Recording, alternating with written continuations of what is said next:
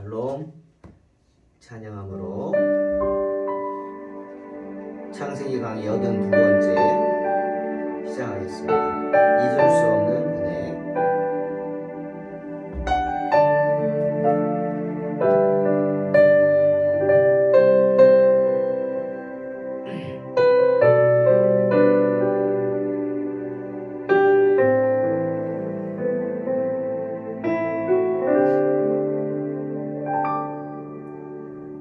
잊을 수 없는 은혜, 주님의 크신 사랑, 자신을 버리심으로 나를 품어주셨네.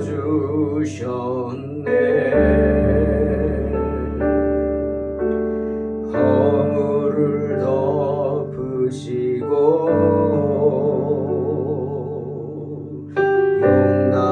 용납하시는 사랑, 놀라운 주님의 사랑, 내 맘을 녹이시네. 주님 사랑해요, 진정 감사해요. 나를 생각하신 오직 주님만은 내 삶을 다해 주만 바라보며 주를 위해 섬기며 살리. 주님 사랑해요, 주님 경배해요. 내겐 오직 주만 유일하신 사랑, 내 모든 것 주께 다 드리며 갈급한 마음으로 주 위에 살리. 예수 주님.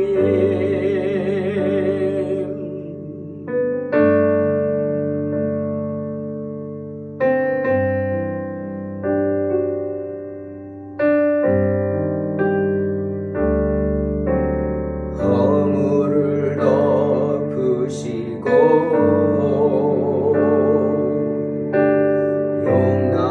용납하시는 사랑, 놀라운 주님의 사랑, 내 맘을 녹이시네. 주님 사랑해요, 진정 감사해요. 나를 생각하신 오직 주님만은 내 삶을 다해 주만 바라보며 주를 위해 섬기며 살리. 주님 사랑해요, 주님 경배해요. 내게 오직 주만 유일하신 사랑, 내 모든 것 주께 다 드리며 갈급한 마음으로 주 위에 살리. 주님 사랑해요, 진정 감사해요. 나를 생각하신 오직 주님만은 내 삶을 다해 주만 바라보며 주를 위해 섬기며 살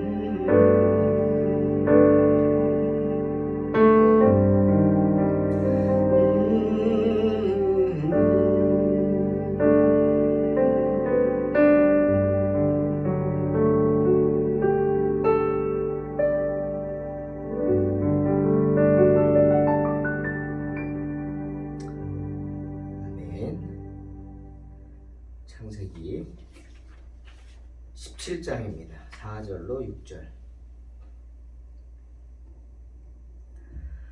보라, 내 언약이 너와 함께 있으니 너는 여러 민족의 아버지가 될지라. 이제 후로는 내 이름을 아브람이라 하지 아니하고 아브라함이라 하리니 이는 내가 너를 여러 민족의 아버지가 되게 함이니라. 내가 너로 심히 번성하게 하리니 내가 내게서 민족들이 나게 하며 왕들이 내게로부터 나오리라. 아멘. 우리 속담에 익은 벼는 고개를 숙인다는 말이 있습니다. 벼가 자라면서 꼿꼿하게 하늘 향해 막 솟아나듯 자라나지만 점점 열매가 생길수록 어떻게 되죠?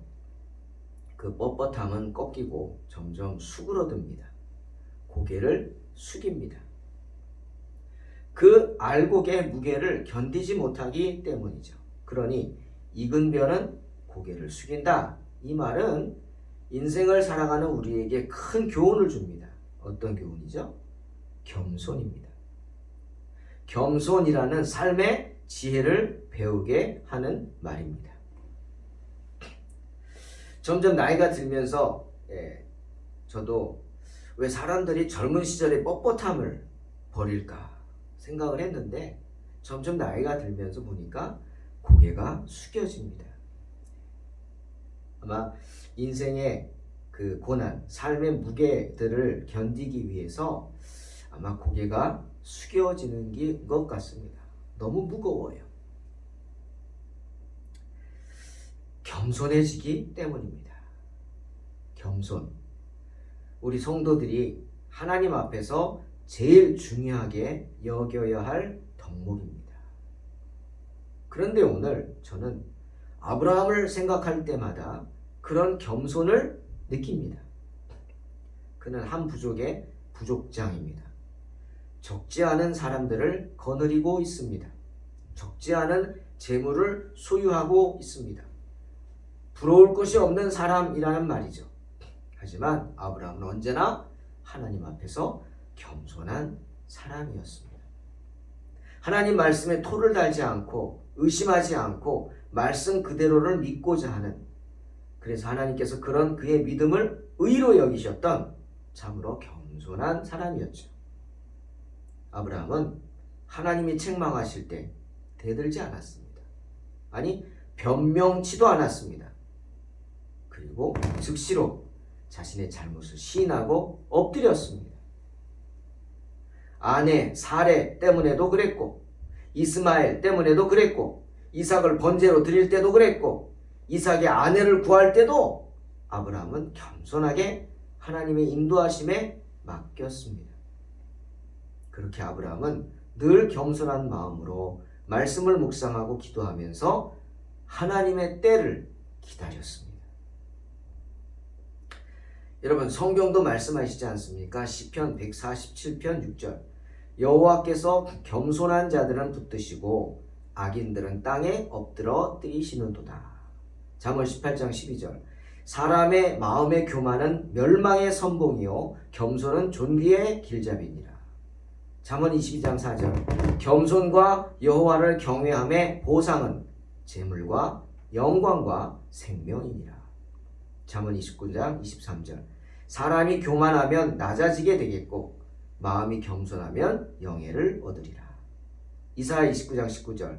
겸손한 자에게 여호와로 말미암아 기쁨이 더하겠고 사람 중 가난한 자가 이스라엘의 거룩하신 이로 말미암아 즐거워하리라. 주님도 말씀하셨습니다. 마태복음 11장 29절에 나는 마음이 온유하고 겸손하니 나의 멍에를 메고 내게 배우라. 그리하면 너희 마음이 쉼을 얻으리라. 사도 바울도 빌립보서 2장 3절에서 아무 일에든지 다툼이나 허영으로 하지 말고 오직 겸손한 마음으로 각각 자기보다 남을 낫게 여기라. 골로새서 3장 12절. 그러므로 너희는 하나님이 택하신 거룩하고 사랑받는 자처럼 긍휼과 자비와 겸손과 온유와 오래 참음을 옷 입고, 베드로도 말했습니다. 베드로전서 5장 6절. 그러므로 하나님의 능하신 손 아래서 겸손하라. 때가 되면 너희를 높이시리라. 사랑하는 성도 여러분, 인생이 얼마나 고단합니까? 정말 누군가의 격려가 없으면 살 수 없을 것 같은 인생입니다. 때문에 주님이 마태복음 11장 28절 30절에서 뭐라 그랬어요? 수고하고 무거운 짐진 자들아 다 내게로 오라. 내가 너희를 쉬게 하리라 말씀하셨습니다. 왜? 나는 마음이 온유하고 겸손하니 나의 멍에를 메고 내게 배우라. 그리하면 너희 마음이 쉼을 얻을 것이기 때문이다. 이는 내 멍에는 쉽고 내 짐은 가볍기 때문이다 말씀하신 것입니다. 누군가의 격려가 필요합니다. 이 고단한 인생을 살아가기 위해서는 누군가의 격려가 정말 필요합니다. 물질만 있으면 된다고 생각하십니까? 돈이면 다 됩니까? 아닙니다. 우리의 아픔을 이해해 줄 누군가, 또 우리의 상처를 어루만져 주실 그 누군가의 도움이 절실히 필요한 때입니다. 그분이 누구십니까? 여러분, 하루하루 산다는 것, 정말 우리 믿음이 필요로 하는 시기죠. 어떤 믿음이에요? 주님이 나와 함께 하신다는 믿음입니다. 그런 의미에서 아브라함이 훌륭한 겁니다. 오늘 본문은 그런 아브라함을 축복하시는 하나님의 말씀이 나오죠. 자식 하나 없는 자신의 처지를 한심하게 여겼습니다. 왜? 그도 사람이니까 낙심하죠. 그 많은 재물이 있으면 뭐합니까? 하나님 앞에 하소연하지 않습니까? 하나님, 제가 재물이 많으면 뭐합니까? 사람이 많으면 뭐합니까? 물려줄 사람도 없어요. 그러니 내 종 엘리에셀이 내 상속자가 될 것입니다. 이게 솔직한 아브라함의 심정이었습니다. 그것은 하나님을 원망하는 것도 아니고 불평하는 것도 아니고 그저 자기의 현실을 있는 그대로 하소연한 거죠. 그게 현실이었습니다. 낙심하게 되죠. 하지만 그런 아브라함을 위로해 주신 분이 누구십니까? 주님이시죠. 주님은 천막 안에서 낙심한 채 울며 기도하는 아브라함을 일으켜 세우십니다. 그리고 장막 밖으로 아브라함을 이끌고 가셨다. 성경 말씀하시죠. 움츠린 그의 어깨 어루만져 주신 분이 누굽니까? 하나님이십니다. 그리고 하늘의 별들을 바라보라 하십니다. 그리고 말씀하십니다. 하늘로 우러러 무별을 셀 수 있나 보라. 내 자손이 이와 같을 것이다. 그러자 아브라함이 여호와를 믿으니 여호와께서 이를 그의 의로 여기셨다. 성경은 창세기 15장 6절에서 분명히 말씀하십니다. 무슨 말입니까? 아브라함이 믿은 겁니다. 뭘요? 별처럼 많을 것이다? 물론 그거지만 또 하나는 뭘 믿었어요? 주님의 위로하심을 믿은 겁니다. 낙심한 두 다리를 일으켜 세우신 주님을 믿고 그를 이끌고 나아가 움츠린 어깨를 어루만져 주시는 그 주님의 위로를 믿은 겁니다. 울면서 흐느끼며 움츠리고 들썩이는 그의 어깨를 어루만지면서 하늘의 별을 바라보게 하신 하나님의 사랑, 위로를 믿은 겁니다. 여러분, 아브라함의 삶은 겉보기에는 풍성해 보였을지 모르지만 한번 생각해 보십시오. 어디로 갈지는 모릅니다. 갈 바를 알지 못합니다. 뭐가 쌓인인지 모르죠. 하지만 믿음으로 한 발 한 발 나아갑니다. 나그네입니다. 아브라함은 평생 나그네로 살았어요. 정착하지 못한 지. 그러니 그의 삶은 어디 가서 누구를 만나고 어떤 일이 있을지 모르니 그냥 긴장의 연속이었습니다. 내가 준비할 수도 없죠. 나그네처럼 지나가는 인생이니까. 하지만 아브라함은 모든 순간 겸손하게 하나님 말씀에 순종하고 주님을 의지하면서 그 길을 나아갔습니다. 그리고 그때마다 주님은 밤하늘의 별을 바라보게 하시듯 아브라함을 위로해 주셨습니다. 그리고 믿음으로 응답하는 아브라함을 기억해 주셨습니다. 그래서 오늘 큰 보상을 내려주시는 겁니다. 놀라운 언약을 주신 겁니다. 그 보상이 뭡니까? 하나님은 아브라함에게 열국의 아비가 될 것이다 축복하셨습니다. 열국의 아비가 된다? 그 말씀 속에는 큰 축복, 약속이 두 가지가 있어요. 하나는 육적인 축복입니다. 아직 자녀 한 명 없는 아브라함에게 너로 인해 많은 자손들이 생길 것이다 하십니다. 그의 육신을 따라 난 후손이 수없이 많아질 것이다 약속하신 겁니다. 또 하나는 영적인 축복입니다. 너는 믿음의 조상이 될 것이다. 믿음의 조상이라 불릴 것이다. 후대 사람들에게, 너의 후손들에게, 모든 시대의 모든 믿는 자들에게 너를 영적인 아버지라 여기게 할 것이다. 그들이 영적인 후손이 된다는 것. 그리고 아브라함은 하나님의 벗이라고 불릴 것입니다. 낙심한 채 쓰러진 자의 두 무릎을 일으켜 세워주신, 그렇게 세움받은 사람이 몇 명이나 됩니까? 그 손을 잡고 이끌고 밖으로 나가서 밤하늘의 별들을 바라보게 하시면서 희망을 속삭여준 사람이 여러분 몇 명이나 있을까요? 눈물을 흘리면서 자기 처지가 한심해서 눈물을 흘리며 들썩이는 그 어깨를 어루만져 주시면서, 천사가 아닙니다, 하나님이 직접 위로해 주셨습니다. 그런 사람이 몇 명이나 있겠습니까? 아브라함은 하나님의 벗이었습니다. 하나님은 아브라함을 친구로 여기시며 그의 고단한 인생을 위로하고 격려하셨습니다. 그 증거가 뭡니까? 그의 이름을 바꾸어 주신 겁니다. 하나의 압이라는 뜻의 아브라함에서 많은 이들의 압이라는 뜻의 복수형 아브라함으로 그 이름을 바꾸어 주셨습니다. 여러분, 누가 내 이름을 함부로 바꿀 수 있어요? 예? 물론 짓는 거는 누구나 지어줍니다. 좋은 거 선택하겠지만 장명가도 지어주고 할아버지도 할머니도 그리고 친구들도 또는 목사님도 지어주실 수 있습니다. 하지만 이름을 바꾸는 건 아무나 할 수 없어요. 제 이름을 누가 바꿉니까? 아무나 못 바꿉니다. 오직 아버지만이 바꿀 수 있죠. 왜? 아버지는 나의 후견인이기 때문입니다. 오직 아버지만이 자녀 이름을 바꿀 수 있습니다. 그런데 하나님이 아브라함의 이름을 아브라함으로 바꾸셨어요. 그 의미가 뭡니까? 내가 너의 아버지라는 겁니다. 하나님께서 친히 아브라함의 아버지가 되어주시겠다. 아브라함의 모든 것을 책임져 주시겠다. 그런 뜻입니다. 그러니 얼마나 감사합니까? 하나님은 말씀에 순종하며 전적인 믿음으로 하나님을 의지하면서 신뢰하는 아브라함을 축복하셨습니다. 그래서 그의 이름을 바꾸어 주심으로 아브라함에게 명예를 주셨어요. 예? 이름을 누가 바꿨어요? 하나님이 바꿔주셨어요. 얼마나 큰 축복이고 명예입니까? 그리고 아브라함의 신앙을 위로하고 격려하셨습니다. 아브라함아, 잘하고 있어. 지금까지 잘해왔어. 그리고 앞으로도 잘할 거야 하시면서 격려하신 겁니다. 내가 끝까지 너와 함께 해줄게 하면서 위로도 해주신 겁니다. 왜? 그렇게 하심으로 아브라함을 굳건히 하시기 위해서죠.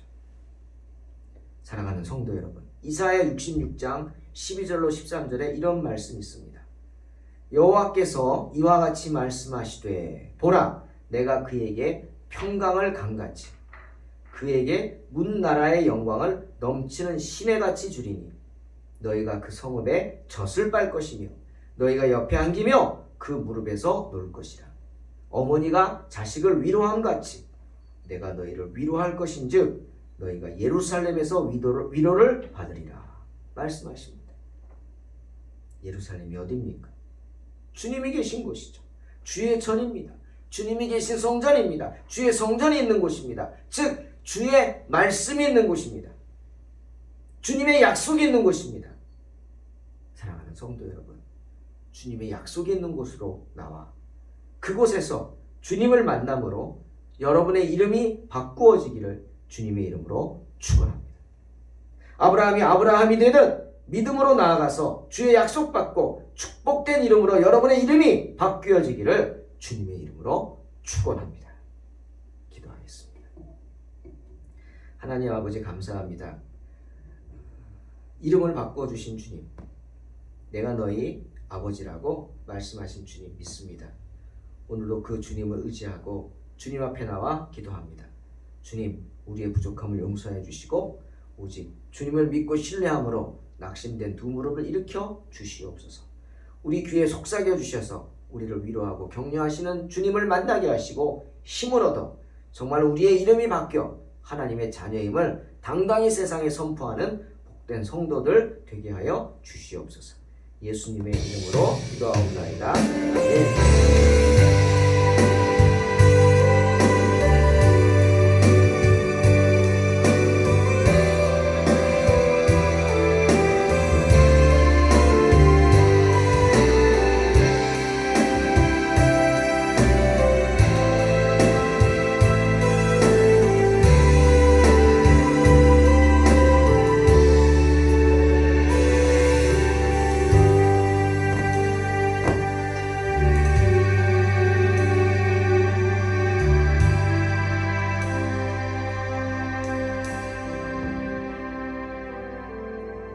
잊을 수 없는